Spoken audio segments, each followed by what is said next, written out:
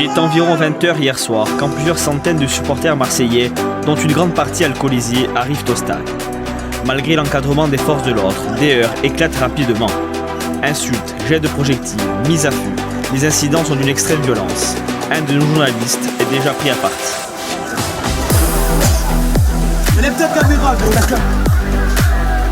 L'entrée des Marseillais dans le stade se fait sous haute tension. Les supporters de l'OM sont très agressifs. Certains d'entre eux disent avoir été victimes d'insultes racistes par quelques supporters asséistes. Si sur le terrain, aucun incident n'est à déplorer, c'est en tribune qu'un acte d'une violence inouïe se produit. Alors qu'il se trouve installé, un enfant atteint d'un cancer du cerveau et son père sont agressés visiblement par des supporters corses.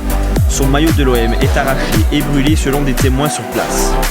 Un acte choquant qui a suscité une vive émotion en Corse et une vive colère, notamment du côté du club de l'ACA. Même la plus extrême bêtise ne saurait excuser ces comportements.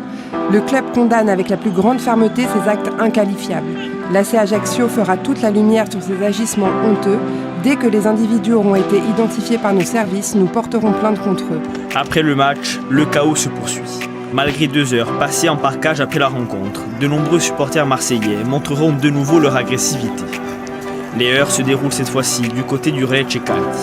Un groupe d'environ 80 personnes se déplaçant étonnamment sans encadrement policier, s'en prend gratuitement et très violemment aux clients se trouvant à l'extérieur de la station, comme le montrent ces images amateurs.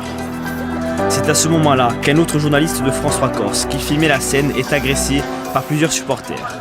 Projeté au sol, sa caméra lui sera arrachée et ses images subtilisées. Choqué, il sera transporté à l'hôpital. Il fera l'objet de 3 jours d'ITT. Ces énièmes incidents viennent ponctuer 2 jours de débordement à Ajaccio qui ont fait près d'une vingtaine de blessés. Mais aussi de polémiques autour de l'organisation du dispositif de sécurité mis en place par les services de l'État pour accueillir plus de 500 personnes dont certaines ne possédaient même pas d'hébergement. Ce matin à 10h, la majeure partie des Marseillais ont quitté la Corse.